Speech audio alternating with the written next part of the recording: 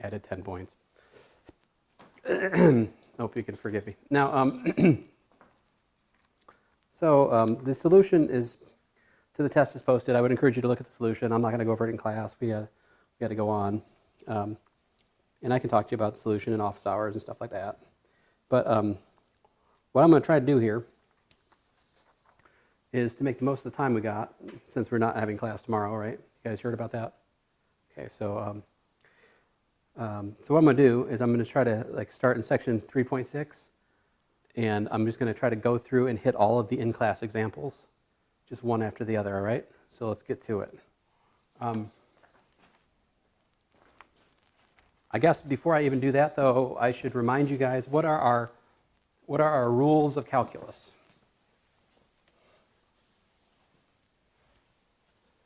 Like, what do we need to know? Let's remember rules. First of all, d dx of f times g is df dx times g plus f times dg dx. This is the product rule, right? We also have a quotient rule, and so this is df dx times g minus f times dg dx divided by g squared. This is the quotient rule. And then the chain rule, if we have d dx of f of g of x, well, that's equal to df dx evaluated at g of x times dg dx. So this is the chain rule. I think students tend to have the most uphill climb learning the chain rule, because it really requires you mastering it requires that you master how to recognize when you have a composite function. All right, but anyway, let's just work examples. So here's in-class example 3.6.3. I still need to look at your notes, guys, and give you credit for your notes. We'll get to that one of these days here. I haven't forgotten about it. I just, just saying. I wanted to do that during the test, but obviously, stupid COVID. All right, so here we go. d dx of x e to the x. So how do we do this?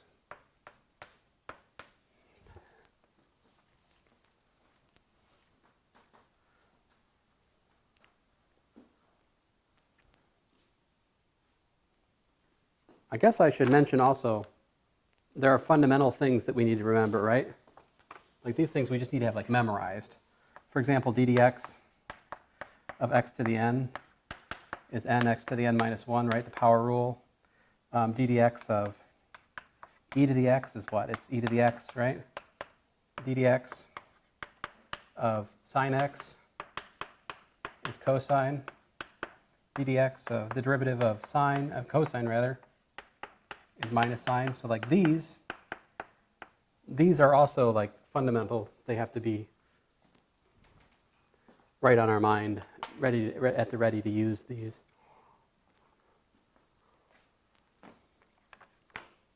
So guys, can you guys help me out? How should I look at this?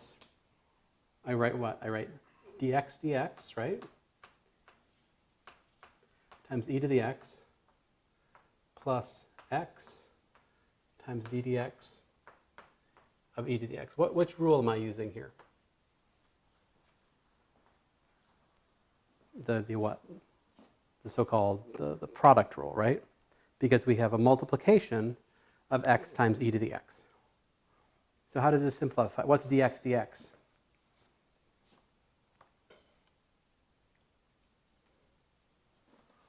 Well, dx dx is just 1, so we have e to the x. What's the derivative of e to the x? It's just e to the x again, right? So we have e to the x plus x e to the x, and that's it. Right? Now, could you simplify that answer? Remember, on the homework I asked you guys to do this week, I said you don't have to simplify. So this would be like fine. For further analysis purposes, there comes a point where simplifying is wise. If you were going to simplify, I would advocate factoring out e to the x. Right? To me, that's the simplified answer. All right? All right, let's move on. I'm just going to keep trucking here unless you guys interrupt me, all right? 3.6.4, we're supposed to calculate the derivative of sine x times cosine x. So this is, again, a what? Product rule, right?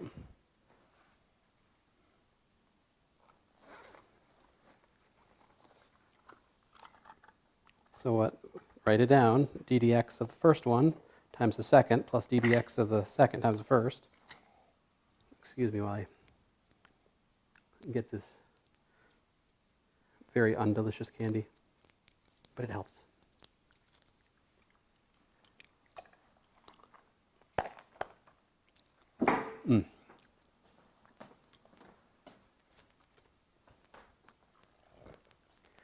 All right, so here we go. d dx of sine x times the cosine of x plus sine x times d dx of cosine x, right? Product rule. So again, just to emphasize the pattern here, we've got f times g, right? And so what you're looking at over there is just this pattern, f g prime is f prime g plus f g prime. So this is the other notation, the prime notation. I will use the d dx notation because I think it emphasizes better what's going on. It is a little bit more to write, but I think it's worth it. Okay, so the derivative of sine is cosine. So we've got cosine x times cosine x, right? And then plus sine x times what? Derivative of cosine is minus sine x, right? So if you like, we've got cosine squared x minus sine squared x here.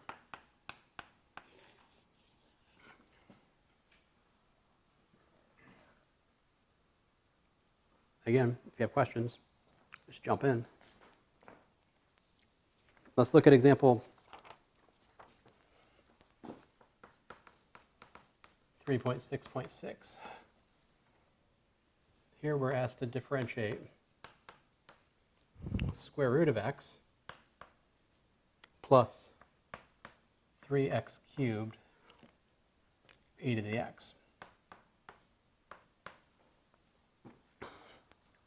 Now there's a rule I didn't write down today, right? Namely the linearity rule, like the additive rule. So for this one, first thing you do is you think, okay, well that's really d dx of the square root of x plus 3 times d dx of x cubed e to the x. So you just break it up, one and then the other, like that, right?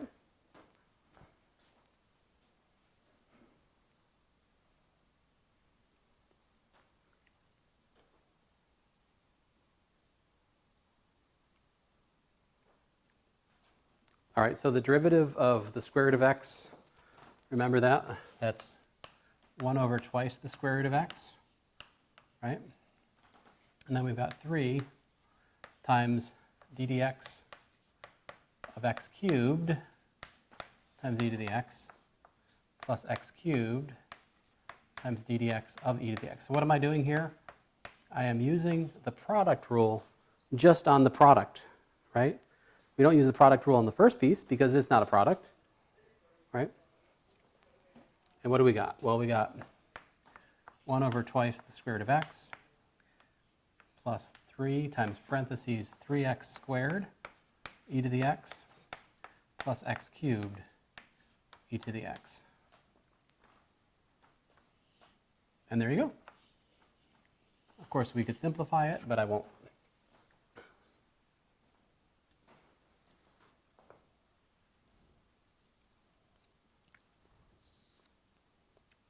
All right.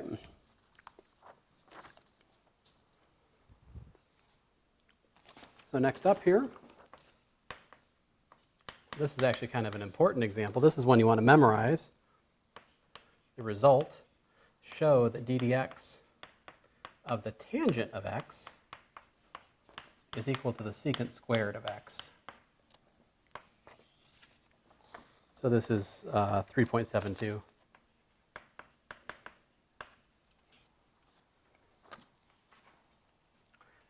All right, so what is tangent?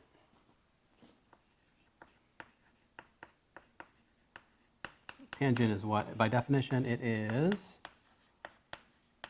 sine. Yeah, sine over cosine. So we're differentiating a quotient here, which means we're going to use the quotient rule.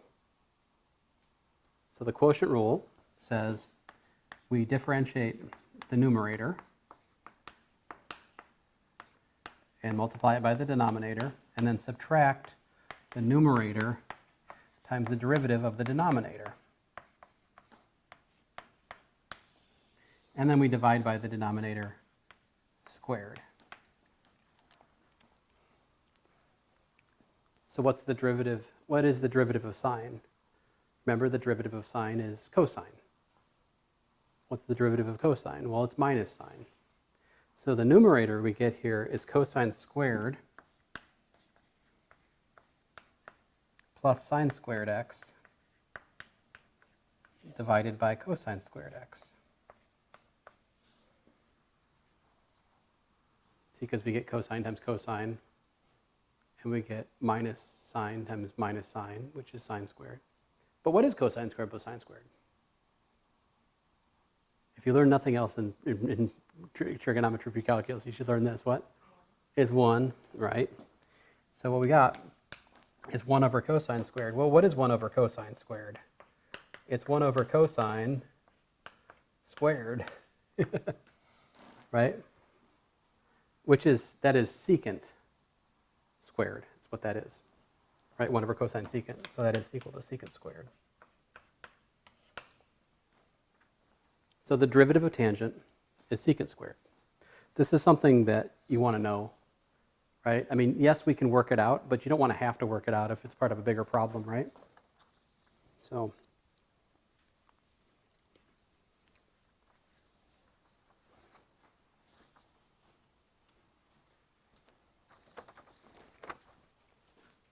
example 3.7.4.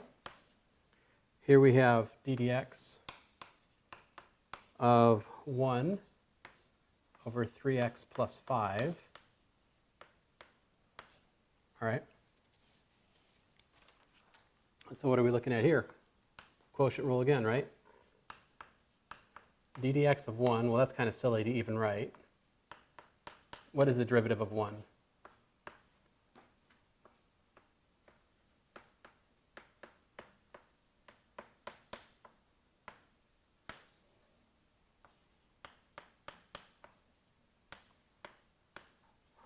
So the derivative of any constant is what? It's 0.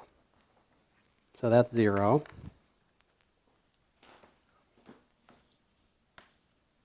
And what we're left with here, how about this piece over here? What's the derivative of 3x plus 5? Well, it's just 3, right?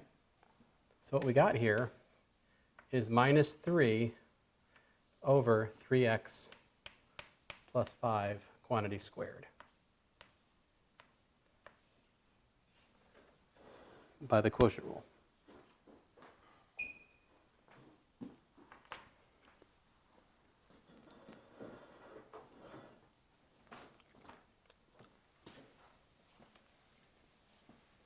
Now that you guys got these rules, I think I can erase them, right? Yeah.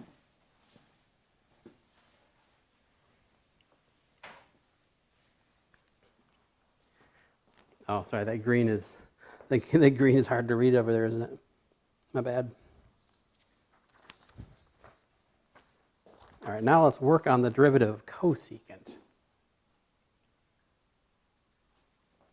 Derivative of cosecant.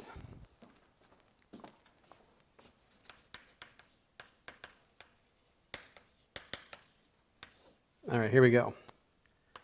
d dx of what is the cosecant?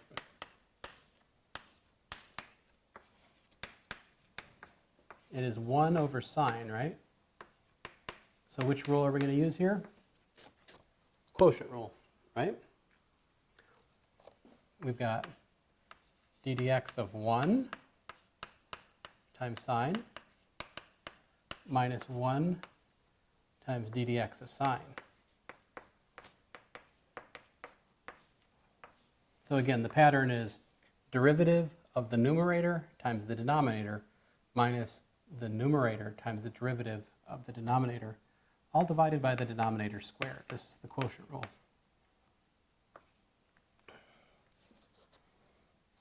So what goes on? This is 0, right? This is cosine of x, right? And so what do we got? We've got minus cosine of x divided by sine squared x. Now you could put a box around it. That's the answer, but that's not how we like to write this. We want to write it in terms of the like cosecant and cotangent functions. So another way to look at that is minus, that's cosine x over sine x times 1 over sine x, right? What you're looking at then is minus cotangent x times cosecant x. So this is how people typically think of the derivative of cosecant as minus cosecant cotangent. All right.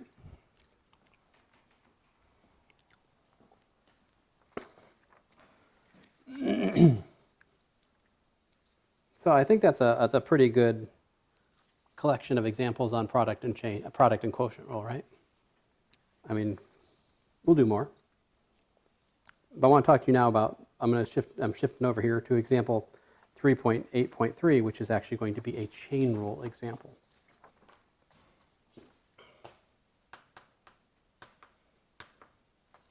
Here we're asked to differentiate the sine of x squared.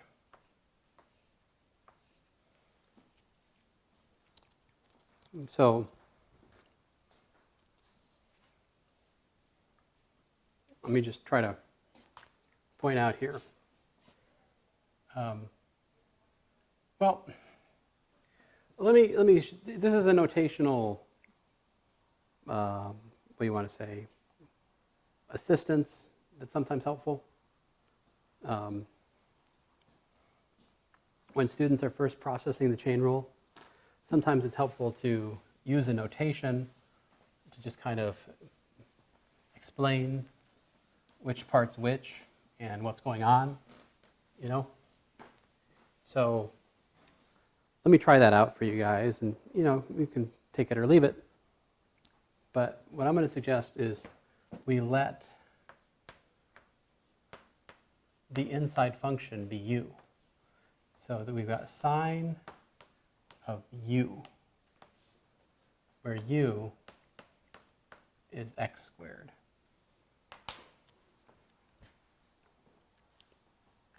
And what the chain rule says is you differentiate the function just like normal, but then you have to multiply by du dx. So we have, what's the derivative of sine? Well, it's cosine of u, and then the chain rule says that's not the end of the story. You have to multiply by du dx. All right? Now what is du dx?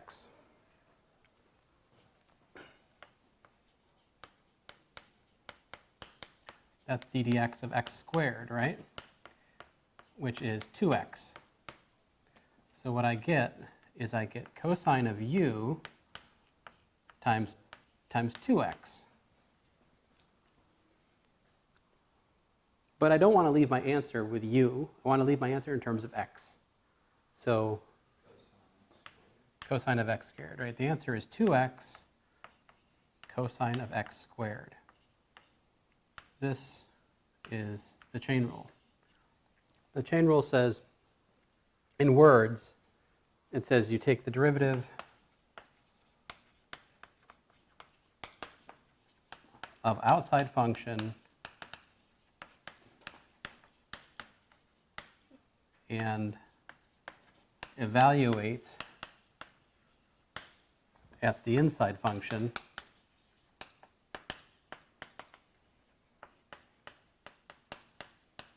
then multiply by the derivative of the inside function.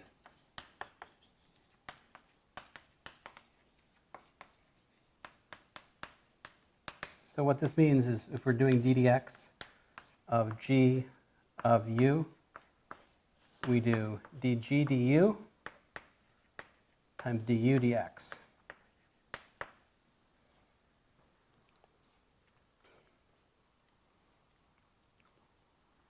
This is how the chain rule works. Now, you will not need to write down so many steps once you have gained mastery of this technique. I never write down all these steps.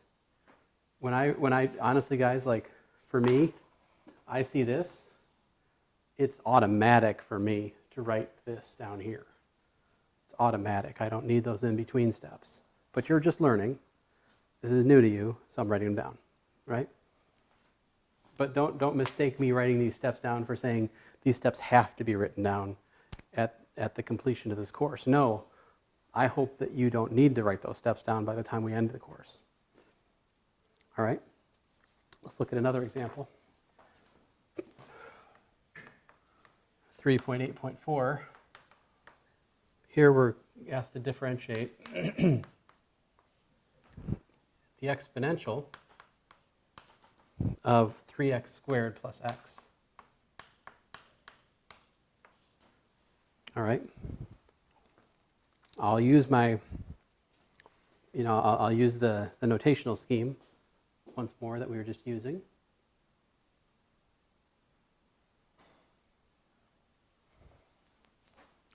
So we'll call the inside, what's the inside function here? By the way, x of, whatever, that's just a notation for e to the Pac-Man. I sometimes use x for exponential so that I can make the argument of it bigger and easier to read. It's just a, stylistic choice. All right, but so let me suggest we call the inside function u again, right? Let's call that u. So we're looking at d dx of e to the u. Well, what is e to the derivative of e to the u is e to the u. But that's not the end of the story. See here, guys, when you're differentiating with respect e to the u, chain rule says you have to multiply by du dx. So multiply by du dx. You see the difference, by the way, guys? You see the difference? d dx of e to the x is e to the x. See this variable and that variable? They match. That's the difference. When I differentiate e to the u with respect to x, the variables don't match. The chain rule says you have to compensate for that by multiplying by the derivative of the inside function. That's what the chain rule says. So anyway, what is du dx here? Well, we have e to the 3x squared plus x times d dx of what? Well, times d dx of 3x squared plus x. What is the derivative of 3x squared plus x? Well, this gives me 6x plus 1.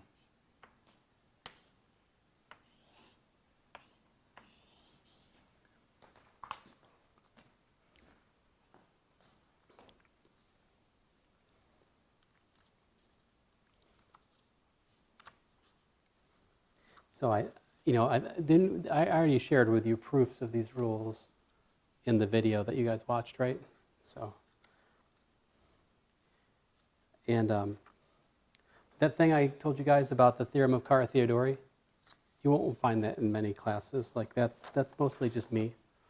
Most people don't talk about that, but it's actually an incredibly simple way of looking at differentiation. So don't be scared of that homework problem I assigned you guys at the end. I'm basically just inviting you to use the Carathéodory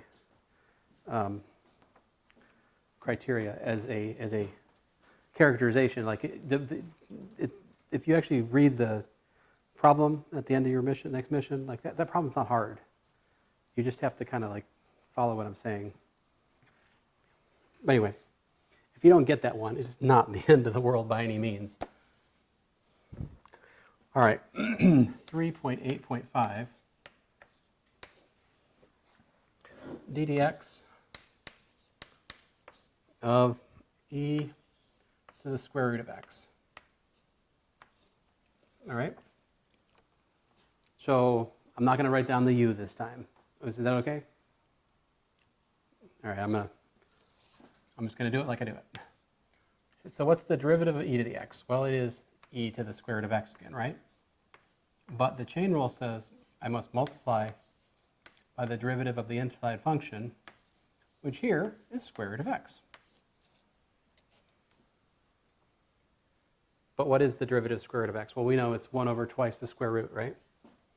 So we've got 1 over 2 times the square root of x times e to the square root of x. And there you go.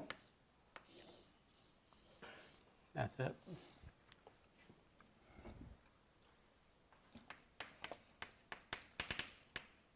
ICE 3.8.6. Here we're asked to differentiate the sine of AX. So again, just, let me try to emphasize the logic here.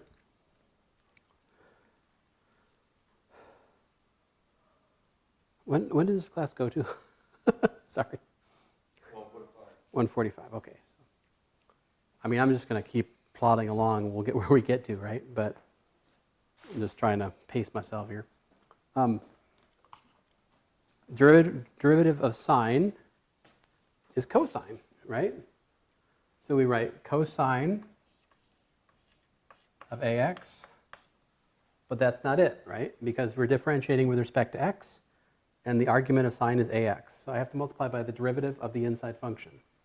So here I have to multiply by ddx of AX. Now here we're assuming a is a constant, so what's the derivative of AX?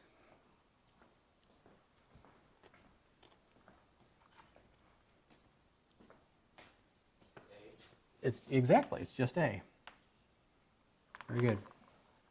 So the answer, a cosine of AX.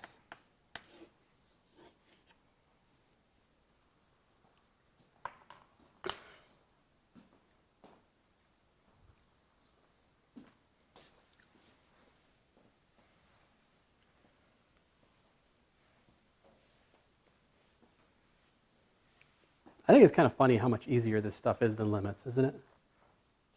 Do you feel like it's easier than limits? I don't know. There's no analysis here in some sense, right? Like, it's just, it's mechanical, right? It's like, it's what? Just follow the rules, right? It's like a recipe. But it's a recipe we must get good at. All right, so example 3.8.9. Here we have ddx of the square root of ax squared plus bx plus c. All right, here a, b, and c are constants. So I'll go back to my well, let me just do it. So it's 1 over twice the square root of ax squared plus bx plus c, right? That's the derivative of the outside function evaluated at the inside function. But now I have to multiply by the derivative excuse me, of the inside function.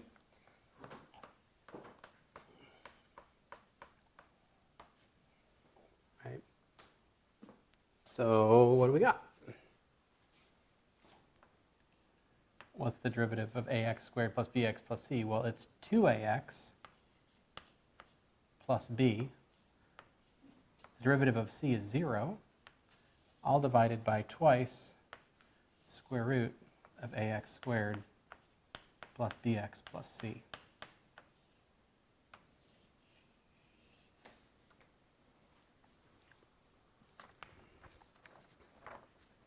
Ooh, hey, now I finally, so I think up to this point, all the chain rule examples I've showed you so far, they're really just one chain, right? Really just one chain. I think the thing we're about to do is a two chain. So let's try this one out here. Example 10. What rule is that 320? This is chain rule. I see it. So the, I have gotten lazy, but this is the inside function is u, right? So this over here is the du dx multiplying by the derivative of the inside function. All right, here we go. So d dx of the square root of x squared plus the square root of x squared plus 3.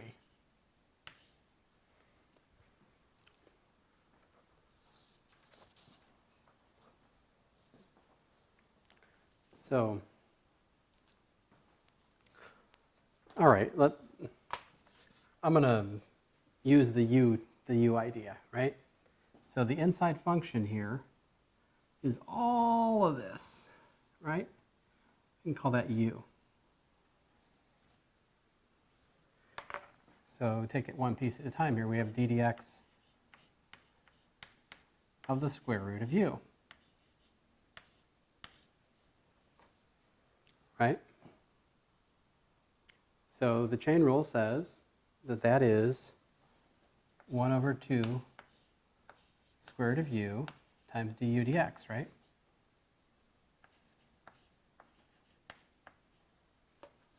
But let's write back out what u is at this point, right?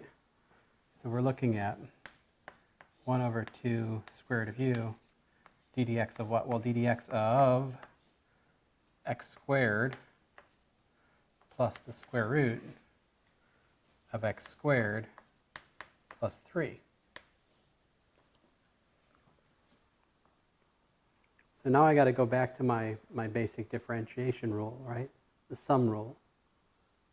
I differentiate x squared, and I add it to the derivative of the square root of x squared plus 3. Right? I do them separately, and I add them. So this is 1 over 2 square root of u, and so that gives me 2x plus, well, d dx of the square root of x squared plus 3. But how do I differentiate? How do I differentiate the square root of x squared plus 3? Well, that's a chain rule, because it's a square root function with the x squared plus 3 function inside it. So it's a chain rule inside a chain? It's a chain inside a chain, right? So I'm going to call the inside function here w, right? Call it w. And what we're looking at is 1 over 2 times the square root of u, 2x, plus, and I'm differentiating with respect to the square root of w, so I get 1 over 2 times the square root of w times d dx of w, right? What is w? Well, x squared plus 3.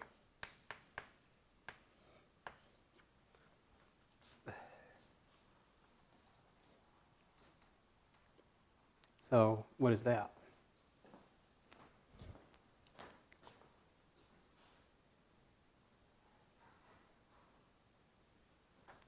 Well, of course this is easy, right? This is just 2x, right? That's 2x. And so what we got in total is 1 over 2 times the square root of u times 2x plus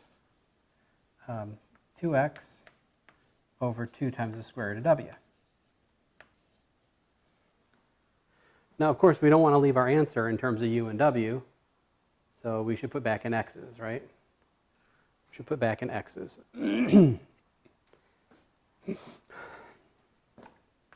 So I have 1 over, I can't write down there. Well, final right here. 1 over 2 times the square, what was my u? Oh, it's that mess, right? Square root of x squared plus the square root of x squared plus 3. That's my u. Times 2x plus x over square root of w, which was the square root of x squared plus 3.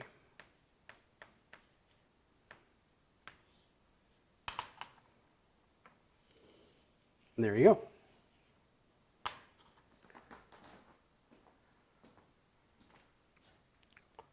I think that one's about 5 times harder than the ones we've been doing, right? That one was kind of beastly. Now, let me just let me do this example again, but without using the u and the w. Yeah? Let me do the same example again, but without the use of the u and the w notation. Let me show you what it looks like if we just think through it directly without writing down the letters.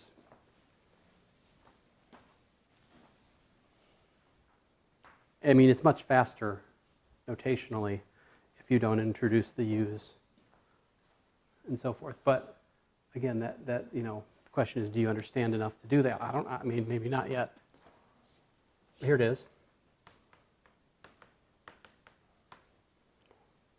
So we're doing d dx of the square root of x squared plus the square root of x squared plus 3, all right?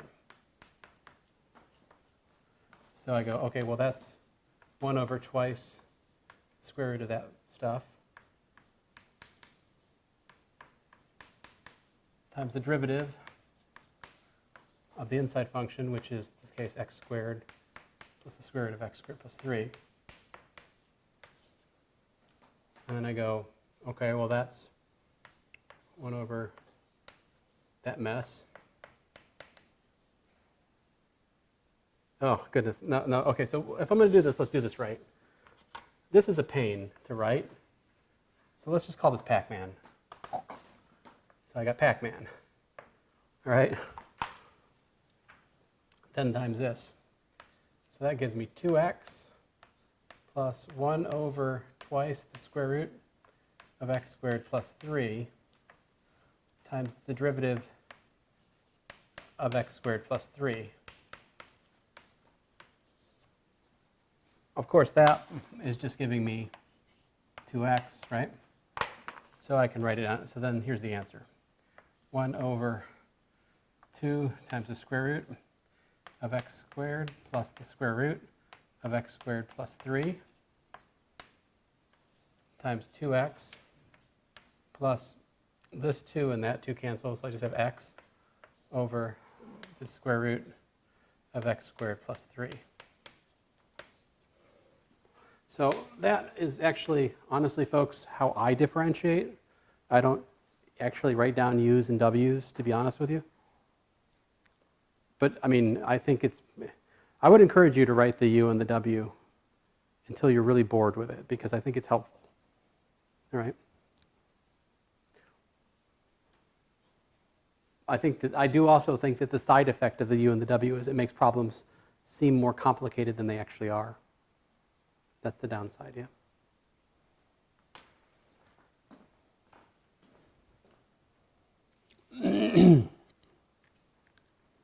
All right.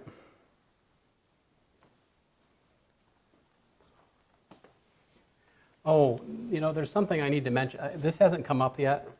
It may not even be in your homework, but it's something I should mention, and we should just, get this out on the boilerplate or whatever. Do you guys know how to differentiate? Sidebar. This is really a bit off the track, but do you guys know how to differentiate, like 2 to the x?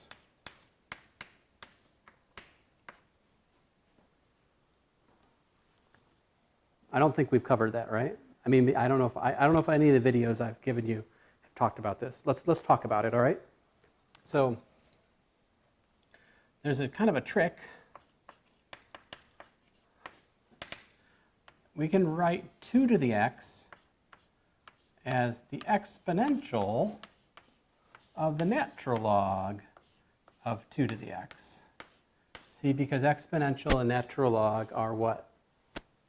They're inverse functions. And 2 to the x is positive, so we can do this. Now, what do the properties of log tell you? Remember, properties of log tell you that this is actually equal to exponential of x times the natural log of 2. So in short, we have this really neat formula. 2 to the x is actually equal to e to the x times the natural log of 2. So this is just a happy formula that allows us to rewrite 2 to the power x in terms of the natural exponential. Well, why is this good? This is good because now we can differentiate 2 to the x, right? d dx of 2 to the x, what is it? Well, it's actually d dx of e to the x log 2.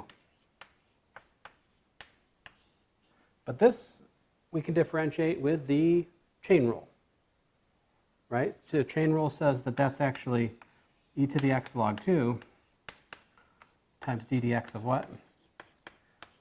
Well, x log 2, right? What is the derivative of x log 2? Well, log 2 is just a number. Any number times x when you differentiate it, it's just the number again. So the Phew, goodness. Energy waning. So this is log 2.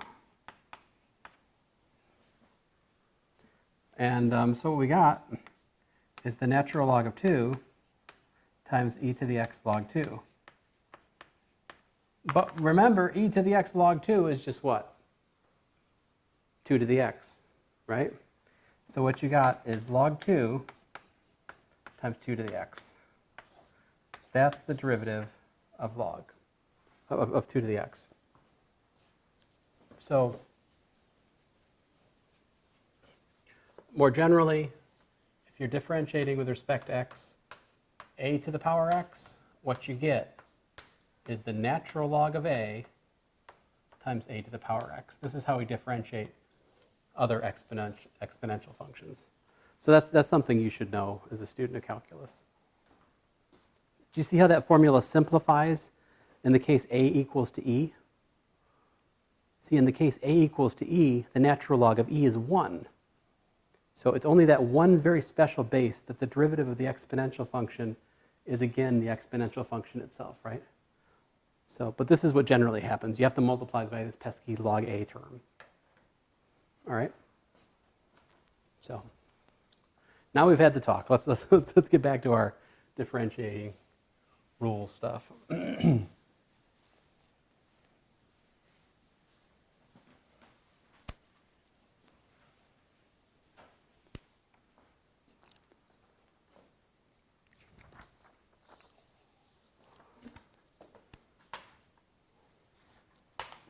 guys got this? Can I? Can I just take a picture? Oh yeah, of course, absolutely. Let me drink. Take a second to take a sip here.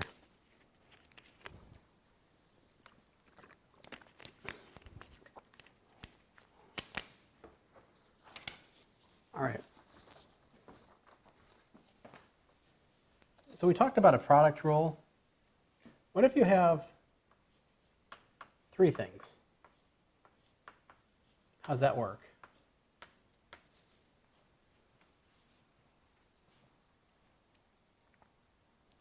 Well, you could look at three things as two things multiplied together, right?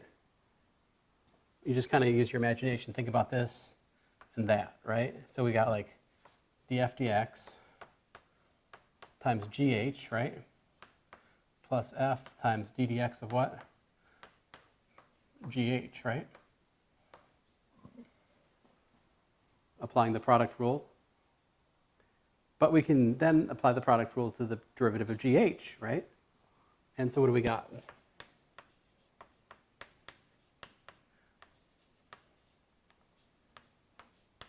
Well, this gives us dg dh, g dx, h plus g dh dx, right?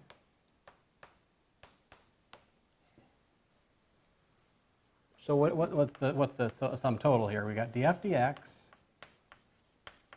times gh plus f times gg dx times h plus fg times dh dx. So you're just moving the function of the derivative down to the 3. Yeah, it's exactly. Yeah, I mean that's what the product rule looks like. And this is even easier to write in the prime notation. In the prime notation, it looks like this. Fgh prime is f prime gh plus fg prime h plus fgh prime. But yeah, this is how the product rule works out for three things. If you have a product of three things, this is how it works. So here's an example where we can use that. Here we're asked to differentiate x cubed times e to the 2x times the cosine of x squared. So here we have a product of three things. All right.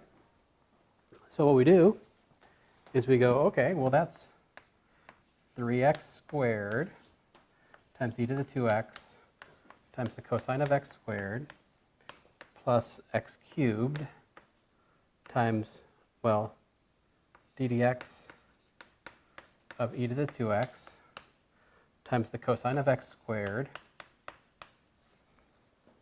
plus x cubed e to the 2x times the derivative with respect to x of cosine of x squared.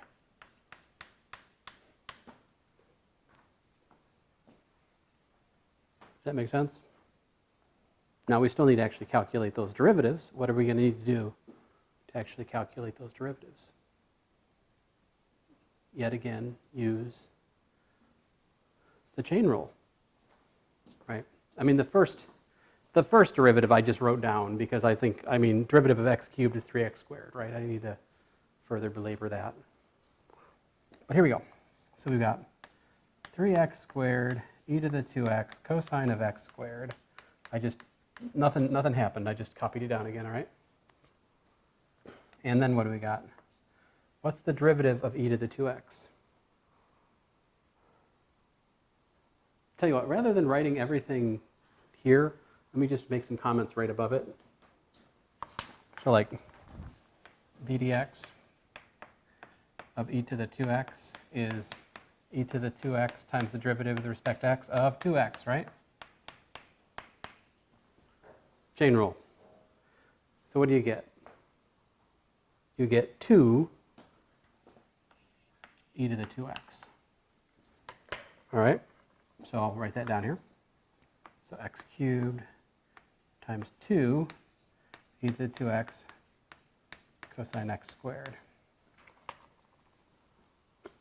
How about the cosine term, right? ddx of the cosine of x squared. Well, that is minus the sine of x squared times the derivative of the inside function, which here is x squared. So we've got minus 2x times the sine of x squared. That's that derivative. And so I put it in here.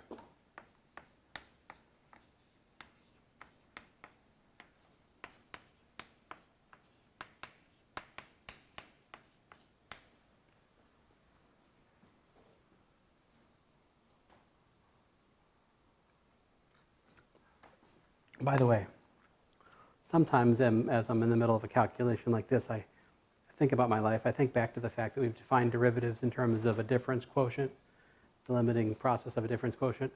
And I ask myself the question, what would it actually look like to calculate this formula, calculating a difference quotient? Can you imagine? So that's the beauty of these rules we're using, is they save us from that, right? They allow us to break down the derivative in terms of these rules and build it up piece by piece systematically. So there it is.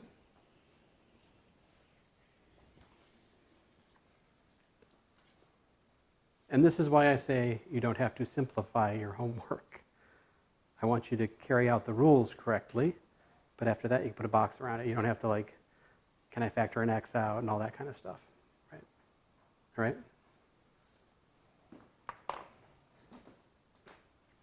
Let's look at another example.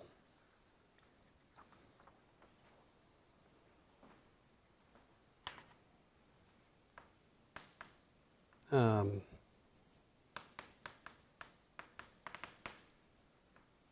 3.8.16. Here we're differentiating with respect to t. Ooh, t. Sine of the square root of 2t minus 1.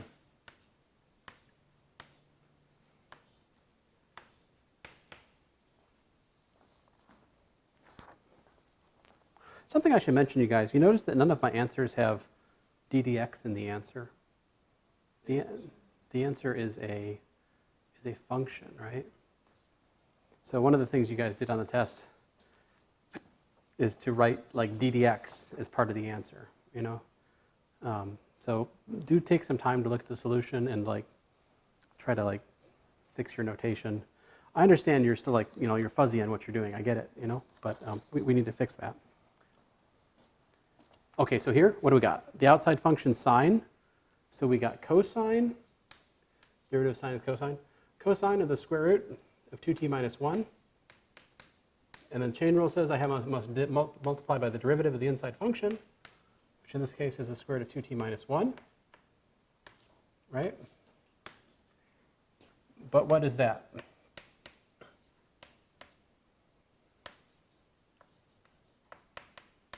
Derivative of the square root is 1 over 2 times the square root. But I'm differentiating with respect to t. This is a function of 2t minus 1, right? So the chain rule says I must multiply by the derivative of 2t minus 1.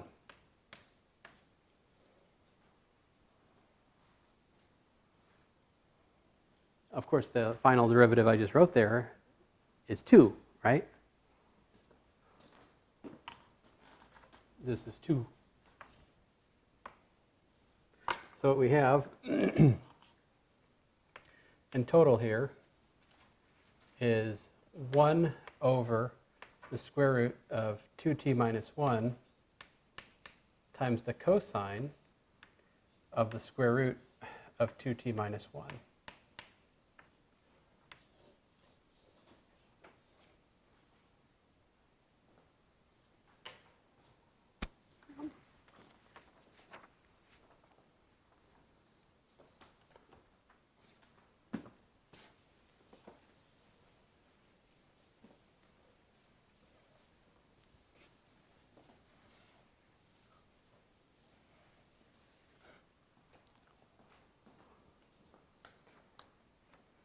All right, so let's see here.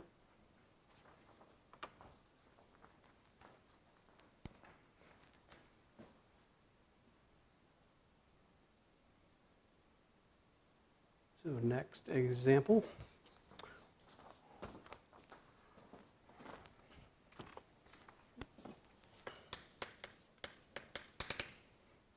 (3.8.17) ddt of t squared cosine of sine of t.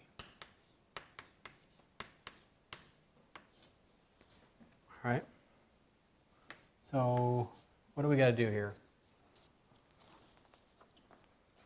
what are we facing? We're facing a product, right? A product of t squared and what?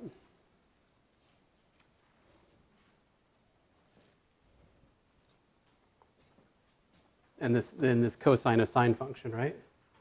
So the product rule says we do d dt of t squared times the cosine sine of t, yeah, plus t squared, right, times the derivative of this bad boy here.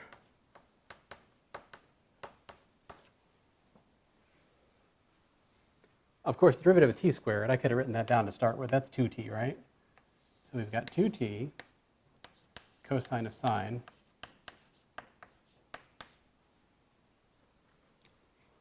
plus t squared times what? Well, we're differentiating cosine, right? So the derivative of cosine, negative sine, right? So we have minus sine. We have to evaluate at the inside function, sine of t. Minus sine of sine of t. And then we have to multiply by the derivative of the inside function, right? That's the chain rule. Of course, the derivative of sine is cosine. So here's the answer. 2t cosine of sine of t minus t squared cosine t sine of t. Sine, by the way, sine of t is not equal to sine squared t. See, sine squared t, this means sine of t squared, which is not the same as that. Those are different functions. Yeah, I mean, it's a composition. Sine squared is a product. It's actually multiplying sine t times sine t. But yeah, it's because there's no t there. In terms of formulas, sure. I'll buy that for $1. There we go. So, I hope this helps cement how to do these rules for you guys. Our next topic is like higher derivatives. And so I guess we'll pick up there next time. The higher derivatives are really, it's just more of the same, you know. I don't think I gave you any homework on higher derivatives either. So like, I think what I've done today should be very right on point, right down the center for helping you guys with your homework. Please do your homework and turn it in. I want it at Thursday, right? Yeah. So as you guys know, we don't have class tomorrow, but so you should have plenty of time to finish your homework. And also, do remember, you can check your answers, right? Like, you guys live in such a blessed time. If you want to check your answers on the homework, it's a simple matter. All you got to do is go to www.wolframalpha, right? .com. You can quickly check if you're tricking yourself or not, if you're missing the chain rule, if you've really properly accounted for what you're doing, you know? So, and also, just as a point of encouragement, the answers can be horrible, right? The answers can be quite ugly, right? That could happen. It is what it is. But I hope that the steps are clear. So anyway, I'll shut up. Enjoy your day off, I suppose. Thanks, guys.